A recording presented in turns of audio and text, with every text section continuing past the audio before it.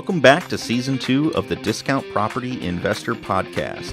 Our mission is to share with you what we have learned from our experience and the experience of others to help you make more money investing like a pro. We want to teach you how to create wealth by investing in real estate the Discount Property Investor way.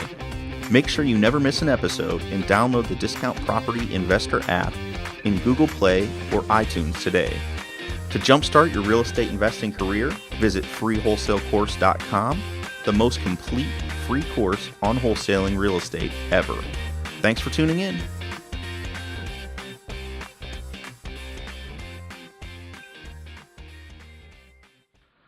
All right, guys, welcome back. Thanks for tuning in. This is Mike Slane, and we've got David Dodge remote today. Dave, where are you, man? Fill us in. Hey, Mike. Good morning, man. I am in Park City, Utah with the wife. Awesome. We're actually headed back here shortly, back to the St. Louis area. But we came out for a short little ski trip, and we've been having a lot of fun. So I'm happy to hop on this call. But all in all, yeah, we are having a lot of fun. Park City. Great, man. Great. No, we're glad you're able to get a sneak little vacation in, and happy to have you coming back here pretty soon. You know, the office isn't the same without the old Dodger in here, so we're looking forward to having him back. For sure. That's right. I'm excited to get back and get to wholesaling. That's right. Yeah. Well, and maybe it won't be so cold when you come back. We'll see. You know. Yeah, exactly. It's pretty cold here in Park City. It's actually snowing right now, so. Hopefully we'll get some warmer weather. Yeah. Right on, man. Well, all right, so today we were going to talk about contracts, or at least that was the plan, unless you had something else you really wanted to cover. Dave? No. Contracts is a great topic, Mike. It's one of my favorite topics. So let's jump right in, man. This is so last week a great topic. Yeah, we talked about making offers, I believe, and doing some marketing. So let's talk a little bit, just recap, what is wholesaling? Well, first off, I guess let's welcome our newest Partner Training Academy member. We've got, we won't put a last name on there, but Jim, thank you so much for joining. We look forward to working with you. And if you guys Jim, I just emailed Jim. Did you see that? I did. I actually, my email failed, and I just got an error response. So no, I'm glad you jumped in and did that. No problem. So the Partner Training Academy, if you're not familiar with it, guys, is where we do all of our training for our students. And again, Jim just signed up, so we're really lucky to have him in it, and hopefully we'll be able to accelerate his investing career real quickly. So absolutely. Again, what is wholesaling? Real quick summary for you guys. Wholesaling is buying a property at a great price, and by buying, we really mean putting it under contract. You may or may not close on it. You more than likely are going to assign that contract, that interest, to someone else for a good price, an end buyer, and you're going to make a spread in between. So wholesaling essentially is buying properties and then reselling them, or buying properties and assigning them to an end buyer to make a spread. So essentially your business is marketing, your product is a house, and that is your inventory as well. You got to look at houses as your inventory, and you need to have something in your inventory to sell to make a profit.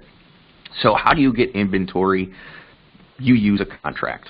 In real estate, you have to put, in the U.S. anyways, you have to have a written, I believe you have to have a written agreement to purchase a property. Dave, do you know, I'm 99% sure it has to be in writing to be a formal. Yeah, I mean, if you're trying to purchase it through a title company, absolutely. Yeah, I would just say, yeah, every time. Yeah, I'm pretty sure to be a valid contract, it has to be in writing, signed by both parties, and you have to have something of value stated or held for it, so basically the earnest money. So those are kind of the three elements to make a contract valid, I believe. Don't quote me. Again, I'm not an attorney, but those are really kind of the three things about a contract.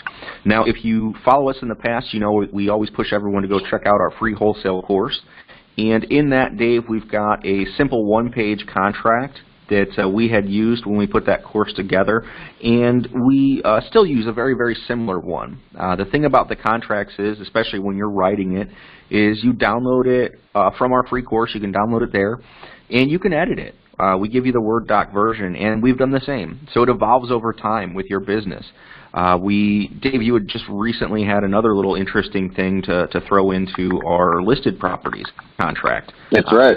The way that, so it's constantly evolving, and it's not something that is ever going to be perfect. If you want to do your own due diligence and have an attorney review it, you can do that. But again, it's usually, it doesn't really matter that much.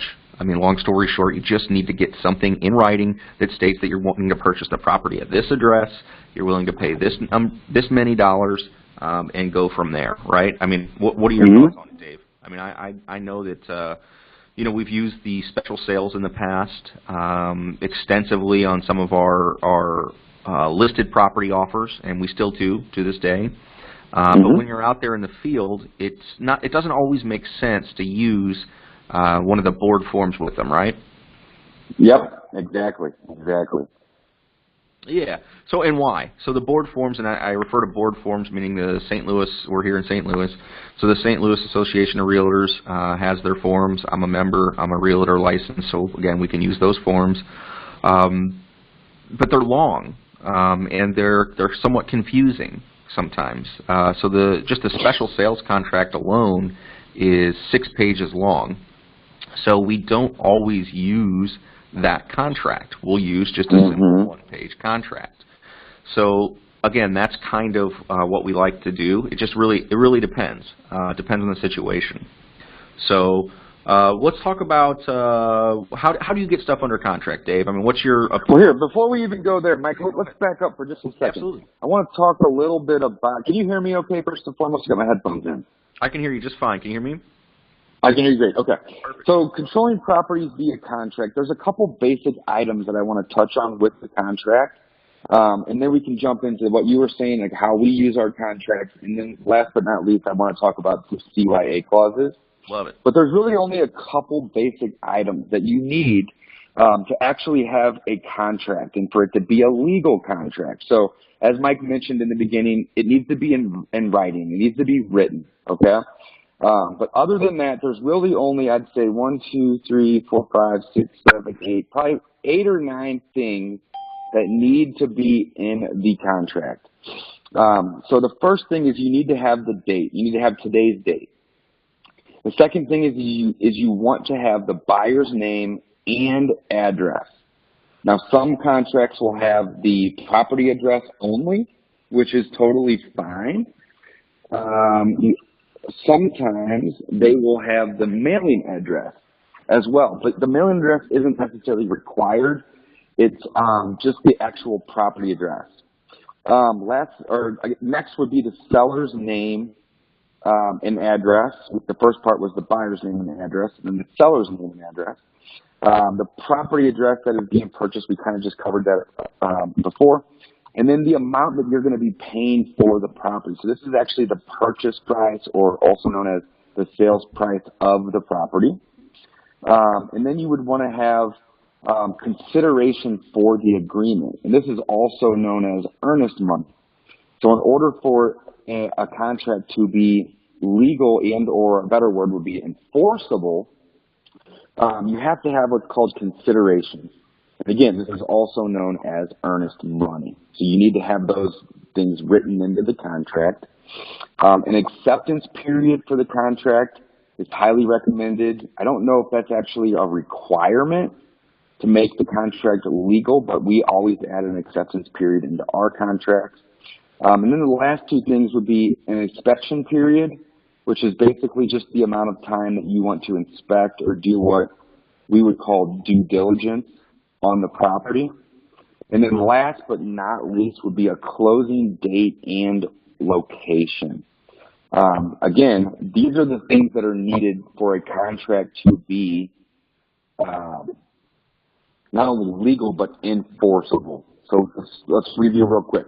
It needs to be in writing. You want to have the date that you are filling out the contract, so today's date.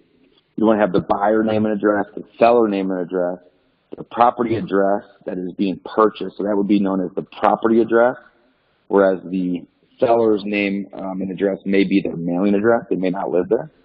the amount you're paying for the property, consideration, which also known as earnest money, an acceptance period, again, not necessarily required, but highly recommended, and then the inspection period. So there's a difference between an acceptance period and an inspection period. The acceptance period would basically mean that whenever I'm going to send somebody a contract, I want them to either accept that contract, counter that contract, or decline that contract within a certain amount of time. So typically, Mike, when we send out contracts, it could be anywhere from a week to acceptance up to maybe 2 or 3 months for acceptance. But again, we really want to have that acceptance period in there, because if we don't, that contract, in theory, could be, valid for, forever. So we really want to make sure that we have that acceptance period in there. Next is the inspection period. So this is just the amount of time that you are going to use to inspect the property, show the property if you are wholesaling it. But essentially what you're doing with an inspection period is you're doing your due diligence. And we've done a whole call on due diligence in the past. But due diligence is basically just making sure that everything that you are agreeing to makes sense to you. And then again, last but not least, closing date and location. You want to make it clear, when you plan to close this property and where. Are you going to be using an attorney? Are you going to be using a title company? And we typically will put, the title company that we want to use, and if the seller or buyer, depending on which type of the deal we're doing, has a problem, then we can easily amend that or change it. But ideally, you want to make it easy for the other party. So you want to put, hey, we're going to close at this time and at this date at this location. So those are really the main principles, or I guess, key points that you want to have in your contract. A, to make the contract legal and enforceable, but B, to just kind of clarify and identify all the things that are important. So those are the main things. Mike, did I miss anything you can think of? That's great. I'm glad you went through that. And some of the things I'll just touch on. So David mentioned, like, sometimes you'll put the address or the home address or mailing address of the buyer. And the reason you want to do that, and the reason you'd include it, it makes it easier for the title company, because they're going to need that information to mail the deed and other documents. So all this stuff, there's a reason for each piece of it in the contract, as Dave mentioned. And yeah, it all makes sense. The other thing I wanted to touch on, you had mentioned, was the acceptance period, the importance of that. So you want to do that on your buy side and your sales side for a couple of reasons. One, if you're making an offer to purchase a property, like Dave said, your contract could be good forever. And quite frankly, if you've got, let's just say realistically you have $250,000 and you make an offer for a $200,000 house, well, if your offer is good forever, you may spend that money on another house. So you may not want to buy that one. So there has to be an end period on that. That's a really good point, Mike. That's a really good point. Gotta kill a call. Absolutely. Somehow. Oh, you're good. No problem. So then, let's jump into some of the contingency clauses that we actually use in our own contracts. So the contingency clauses that I like the best, there's really probably 2 that are my absolute favorite, but there's tons of them that we can use and that, we instruct our students to use. My absolute favorite is subject to partner's approval, okay? And this is one that I actually learned from a coach that I hired 3 or 4 years ago, and he loved this one, and I also love this one, because who's to say who your partner is? And he used to always joke that his partner was his cat.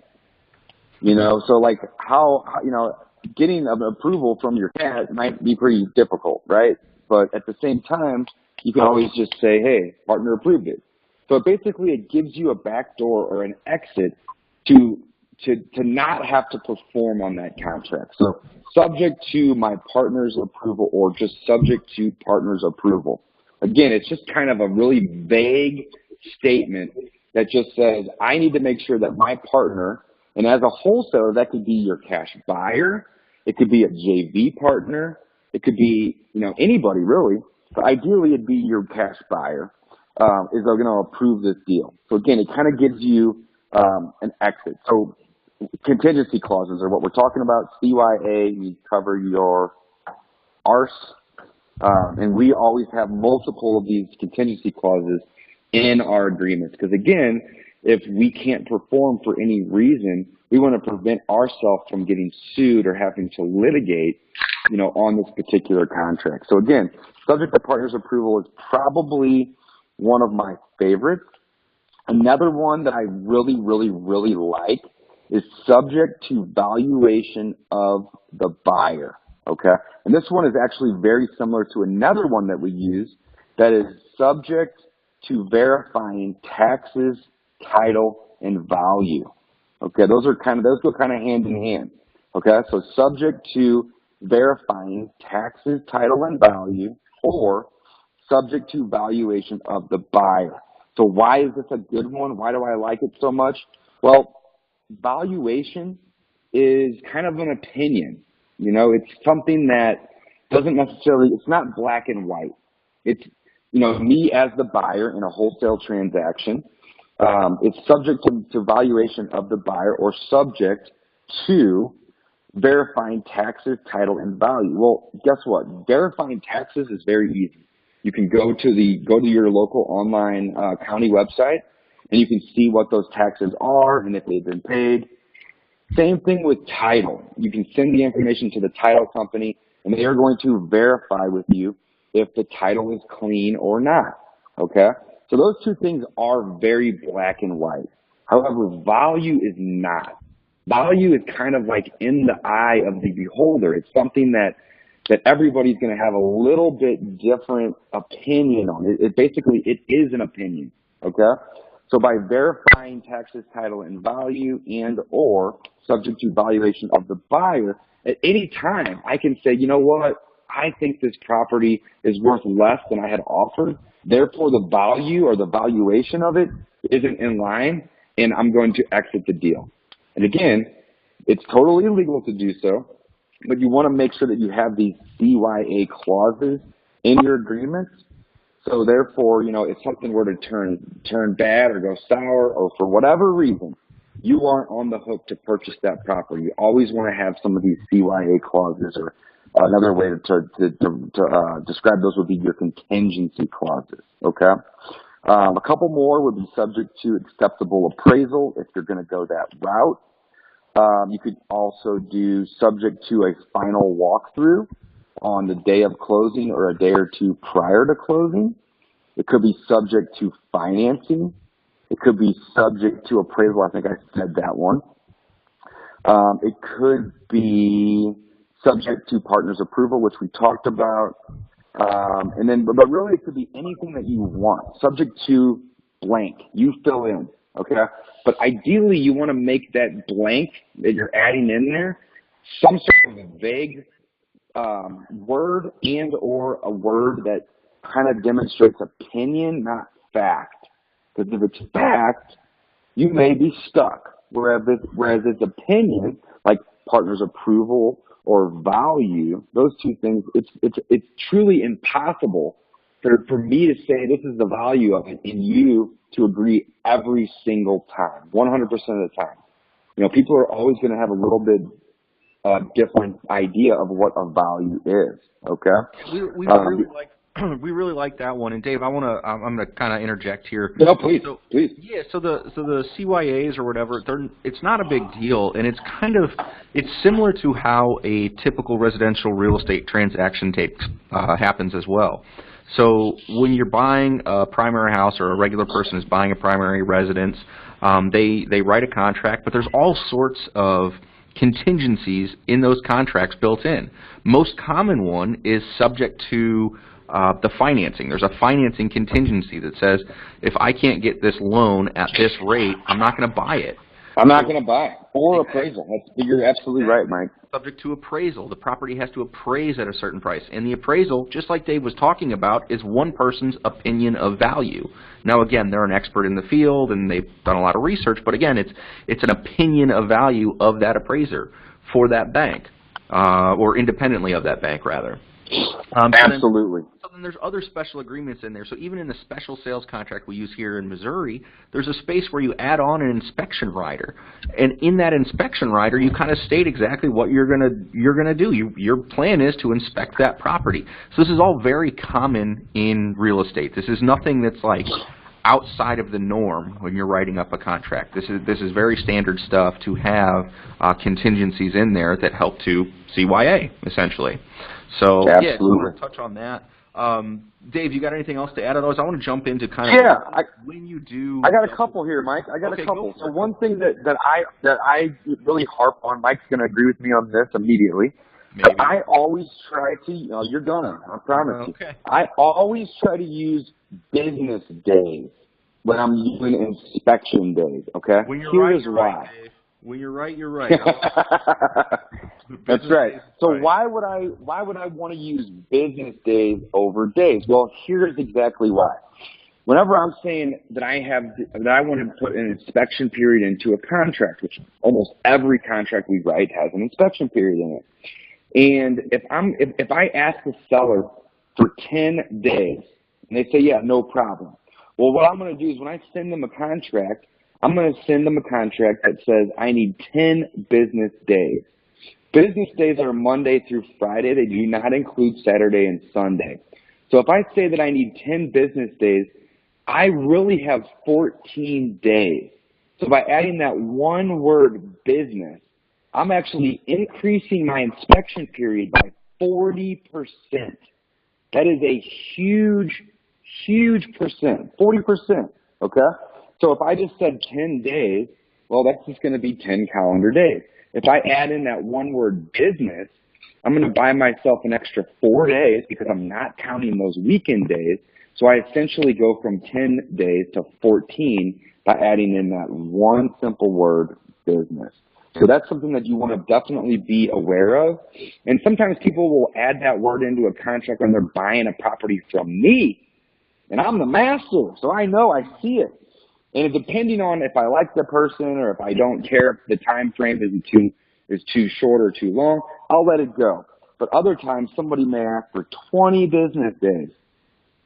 And that's a big difference between 20 days. I mean, you're talking about 8 or 9 more days added to that inspection period. So I may or may not allow them whenever I'm the one receiving the contract. But when I'm the one sending the contract, I'd say almost 100% of the time, 99% of the time, we add business in there because, again, it buys you a few more days. Yeah, that's great. Mike, let's talk a little bit about the sales side. CYA clause, subject to seller's successful acquisition. You want to dive into that real quick? Oh, excellent one. Excellent one. Yeah, so since we're wholesaling, so we're buying a property and then we're reselling it, oftentimes before we actually close on it, you're agreeing on your sales side to sell a property that you don't necessarily own yet. So you can kind of get yourself in trouble if someone really wanted to be a stickler with you. I mean, kind of a pain. They could take you to court for failure to perform. If they put up earnest money and they have money invested in this deal, or at least they think they do, they can they could sue you for failure to perform. So Exactly. So you want to make sure, or at least we do, we put it in all of our BC side contracts, all of our sales contracts. I'll say it one more time. It's subject to seller's successful acquisition. So it means this whole contract is contingent on the fact that we're able to buy the property that we've named in the contract. Because again, we're letting that seller or letting our end buyer know that we are buying this property and that we may not be able to buy it. Like, we're trying to buy it, obviously, and we want to sell it to you. We're agreeing to sell it to you. But if we cannot buy it, we cannot sell it to you. I mean, that's the, yeah. So again, it's very important. At least we've deemed it very important to put that in the contract. Absolutely. So why is that so important, though? I want to just kind of talk about it for a couple more minutes here. Why is that so important? Well, Mike and I, we run a wholesaling business. We also do a lot of rehabs. We also buy a lot of rentals. But when we are wholesaling a deal, most of the time, now sometimes we will have to close on that property, and then that particular CYA clause is irrelevant. But if we are wholesaling a deal and we double close it, okay? So if we assign the contract, it doesn't really matter because the person that is the assignee, meaning that they're going to step in and take over, they basically become the new buyer on the contract. So if that AB contract or that original contract falls apart, well, then they can't perform. So there's really no reason for them to have any problem with us. However, if we are double closing this contract or this deal, let's say, and we go out and we get a property under contract at a great price, and then we find ourselves a cash buyer who's willing to pay us a good price, that's the difference between a wholesale. Buy great, sell good, okay? And we then draft up an additional agreement or a contract with that new buyer. They're expecting us to perform. So for whatever reason, if something were to happen on the AB side with us and the seller, Mike kind of mentioned this, the buyer may not know what's going on. So we always slip into the BC contract, which is between us and the buyer, subject to successful acquisition. Therefore, if anything happens between us and our seller for any reason, we don't have to perform on that second contract because, again, it's subject to us successfully acquiring it first. And whenever we do a wholesale that is a double close versus an assignment, we actually are acquiring that property before we sell it. It's just sometimes as a title company, we're only really the owner of it for a couple minutes, okay? So, again, on the BC side, subject to successful acquisition is a great one to be aware of. And again, it just kind of protects you from any type of a lawsuit or litigation in the event that something were to happen with your original contract with your seller. So I love that one. That's a good one as well. Mike, I had sent you over a couple things recently. Let's touch on them real quick. Sure. But I think these are a little bit more to do with listed properties or if you're dealing with an actual brokerage. But it doesn't mean that you can't use them in your wholesale agreement. So one of them that I had sent over to you just the other day that we do occasionally, but we're going to start doing on every agreement, I'd like to, is buyer to verify everything. I mean, it's 4 words, guys. Buyer to verify everything. And this is if you are the listing agent in the event that you're doing that type of thing. Or if you're just selling, it could be also a double close situation where you're wholesaling, right? Buyer to verify everything. Or another way to word that is buyer to do own due diligence and then verify those things, right? Why is this important? I'm going to tell you. If you sell somebody a property and you screw up the square footage of that property or you don't disclose something that you may not even be aware of, okay? Well, in the event that buyer that buys that property has a big issue down the road or finds out something that was not disclosed or maybe was incorrect on the agreement, they have some ground to stand on to come sue you for damages, okay? So if you slip into the contract, buyer to verify everything or buyer to do their own due diligence and verify those items in the agreement. Therefore, if you make a mistake, and again, most of the time these are mistakes. They're not something that happens typically on purpose. That would be bad. But if you screw up, let's say you're typing in the square foot and you type in 2120 when really it's 2220, you're 100 square feet off. Well, that might have just been a simple typo, guys. But if you put buyer to verify everything and then they later see that there was the mistake, and again, most of these mistakes are on accident, but it kind of covers your butt from them coming after you because you slip in buyer to do their own due diligence or buyer to verify everything. That's a good one to put in there in the event that you are selling the deal to a cash buyer. The other one that I really like, and this is one that is actually it hits really close to home right now because me and my wife are rehabbing a property in the St. Louis area where we live. And we're selling the home at a contract price of $208,000.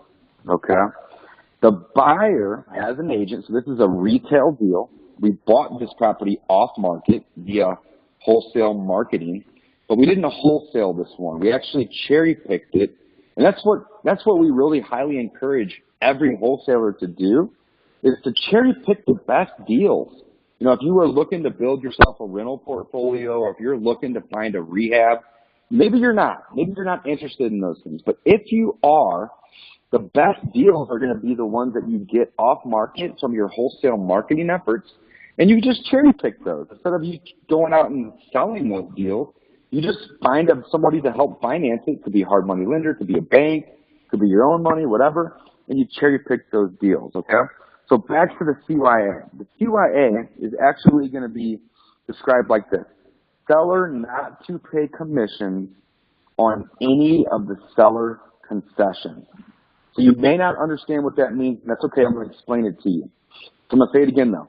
Seller not to pay commissions on any seller concessions. So here's what that means. And this is a perfect example. I said it hits close to home because we're actually dealing with this exact scenario right now, okay? So here's the scenario. We bought a house, and we got a great deal on it via wholesale marketing, and we decided that we wanted to rehab this home. So we cherry-picked it, okay? We bought it great. We put a bunch of money into it, and it's a beautiful home, and now we're selling it. So we listed it with an agent, and a buyer's agent came in with a buyer and noticed the contract on the property. So the contract had a couple terms in it. It said that they were willing to pay $208, which was what we were asking. They were willing to pay full asking price. However, they wanted us to give them $5,000 towards their closing costs and credits. And this is actually very, very common when dealing with a retail buyer, because they're typically going to a bank and getting a loan. And if they're getting an FHA loan or a VA loan or something along those lines, they may not be required to put down any money at all or very, very little. So if we credit them, $5K of the $208 that they're willing to pay us towards closing costs or credit, that may be what they would need to bring to the table. So a good buyer's agent can help their buyers essentially buy homes with no money out of pocket. Not all the time, but often. So what that does for me, though, is it keeps my contract price at $208.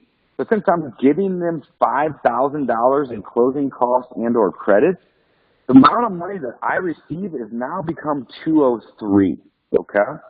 Now that's only half of the process. Then they go out and get inspections done, and they come up with a big 50, 60, 70-page report of all these little knick-knack items, and they want the seller to do one of two things. They want you to either fix all that stuff or reduce the cost of the home by X amount of dollars so that way they can then go fix that stuff on their own, okay? And it doesn't really matter which way you go, because even if you come out of pocket $5K to repair that stuff, that's $5K less you're going to get at closing, right? Because you've spent that money. The other scenario is you just reduce the amount of the sale price by that amount. In our scenario, me and my wife's home, it was about $5,000. We had to do termite remediation, we had to do some mud jacking, and we had to do a bunch of little knick-knack stuff. So long story short, not only did we credit them $5K at closing, right, but we're also having to spend $5,000 additional to get this to close. So we're essentially out $10,000. So another way to look at it is the price that I'm going to receive is no longer $208, it's $198. Because I have to reduce the total amount by $10,000. Okay. However, I wasn't aware of this CYA clause until yesterday or the day before. Seller not to pay commission on any seller concession. So what that means when you put that CYA clause into these agreements is that I'm willing to pay the 6% commission on the $198. That's the net that I'm going to receive at closing. Essentially the net, not exactly. There's going to be some costs and taxes and all these other things, but that's essentially the sale price, $198. It's no longer $208, okay? But in this scenario, I'm paying a 6% commission on the $208 figure. However, I'm never going to be receiving $208. I'm going to be receiving $198. So in this scenario, I'm only going to spend an extra $600, guys. But if you do 100 transactions a year and you save $600, that's 60 grand at the end of the year. So this is a great CYA clause to add into an agreement. And it doesn't even have to be a retail agreement. It could be a wholesale agreement, because your buyer, the day of closing or a couple of days prior, may say, hey, we just found out that there's termites in the home, or that this and that is wrong. And they may try to negotiate you down a little bit. But ideally, you want to pay your commissions or your marketing fee or whatever that is based on the net number, not the gross number. Does that make sense, Mike? Did I do a good job explaining that? Yeah, man, you always do. I love it, and it is a very, very kind of high level. That one's a little bit more advanced. Yeah, but it's really important. I mean, it really is. If you rehab houses, that's a huge, huge tip right there. And it's it can be a lot of money. I mean, again, if you do a bigger house, you know, $500,000, and there's a $50,000 swing in the price versus the you know, the final actual payout to you, I mean, that's a ton of commission money too. So I mean, yeah, I mean, 450,000 times 0.03 is 13,500. Right. And then if you're trying to talk about a difference of 50,000 at times 0.03, you're talking a difference of $1,500 you're saving yourself that you would be paying in commission to that buyer's agent that you're no longer having to do because you had to come down on your price. So yeah, very high level, like you said, Mike, but also a great little gold nugget in there. It is. It's a good one. Yeah, I like it, man. So let's swing back around to wholesale real quick and touch on contracts a little bit more. We've covered the CYA clauses pretty good, I believe. I want to talk about the difference between when you want to double close and when you want to assign a deal, and what is the right strategy for someone. So I'll start. I'll say that double closing, Dave, and we've talked about this, so let's just describe it first, I guess. Double closing is when you actually go and you have an AB agreement, or we call it the AB side of the contract. So you purchase the property from your seller, and you actually close on that property, and you take title to it. And then most likely the same day, you've got your BC or your sales side contract lined up, and you actually close on that as well. So you're going to go to the title company, you're going to sign paperwork to buy it, you're going to sign paperwork to sell it. So there's double closing happening. There's one AB side with your seller, and there's one BC side closing with your end buyer. So that is a double close. So when would you want to do that? We like to do it, I mean, it's kind of our default around here, and we use kind of a benchmark of about $5,000 when the spread is less than or more than $5,000. We usually want to do a double close, and people in other markets will kind of laugh at that because it seems pretty low to them. They say, "Oh, 10,000, you know, is kind of the threshold." Well, just really. Some people will even go as high as like 15 or 20,000, but again, it just kind of varies. It really depends on the property. So here in St. Louis, if we're talking about a property that we're buying for $20,000 or $50,000, you know, a $5,000, $10,000, $15,000 assignment fee on top of a $50,000 house, that's a huge percentage of it, and your buyer might kind of balk at that. So again, that's why we do double closes at smaller numbers. It really just depends on the deal and the comfort level, is my opinion, with your end buyer. So an assignment. Let's talk real quick about an assignment. I'll describe that.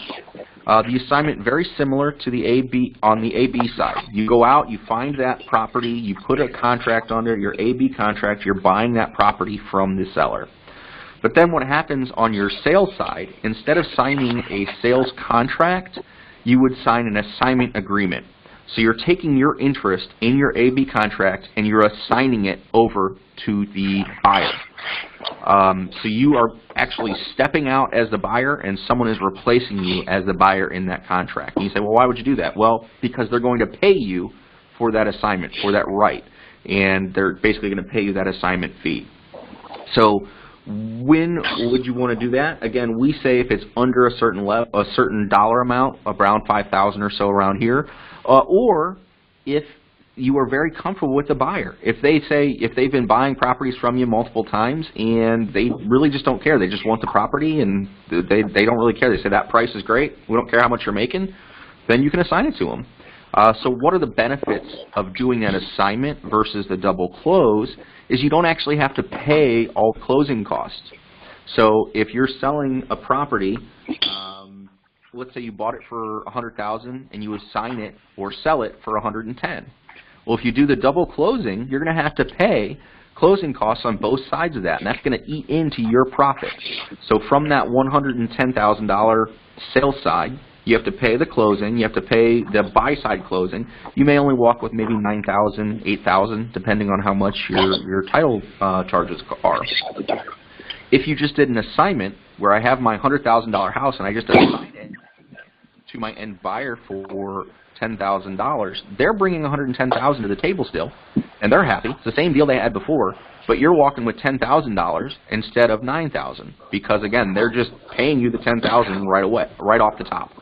So, and there's no closing that you have to pay. So again, it's really up to you and when and how to use those in your business. We can kind of just give you guidelines on what we do. Dave, what do you want to add anything on double close? Versus No, Mike, I think you absolutely nailed it. I would say one other thing to add to that though is there are advantages to both. So if you are trying to make your business bankable, okay, there is an advantage to doing a double close. Reason is you can then account for the income of the total sale price towards your balance, towards your actual financials. And again, there's kind of pros and cons to both. But if you are trying to build your business and become bankable, double closing may be a better option for you. If you are also in good relationship with your buyer, and your buyer doesn't care that you're making maybe 20 or 30 grand on a wholesale deal, well then in that case, save yourself a couple extra $100, or in some cases a couple $1,000, and that's just a finance deal. So again, there's multiple reasons why you would want to choose one or the other. But both of them will get the deal done. That's really what's important. Don't overthink it. Don't overthink the one strategy over another. If you are just getting into wholesaling and wanting to sell through deal, because they both will get the job done. That's what matters. You just want to make sure that you get that thing sold and get paid. You can fund your marketing moving forward and keep the wheels spinning. I love it. Dave, you're starting to cut out, so I'm going to go ahead and wrap up the call here. All right. Thanks, Dave. Yeah, your phone was kind of cutting out there, so we're going to go ahead and wrap up the podcast for this week. We, again, to just kind of recap, I guess, what Dave was saying, there are advantages to both the assignment and the double close.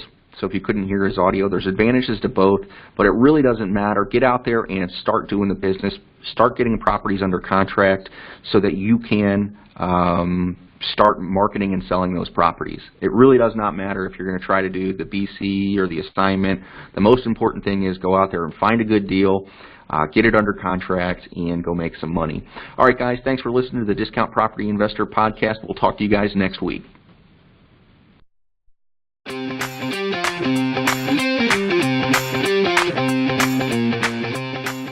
Thanks for listening to the Discount Property Investor Podcast. If you enjoyed this episode, please like, share, and subscribe to help us reach a wider audience. To jumpstart your real estate investing career, please visit freewholesalecourse.com, the most complete free course on wholesaling real estate ever. We would also appreciate it if you left us a review on iTunes or Stitcher. Thank you in advance for your support, and remember, you make your money when you buy, and you get paid when you sell. Now let's go build some wealth.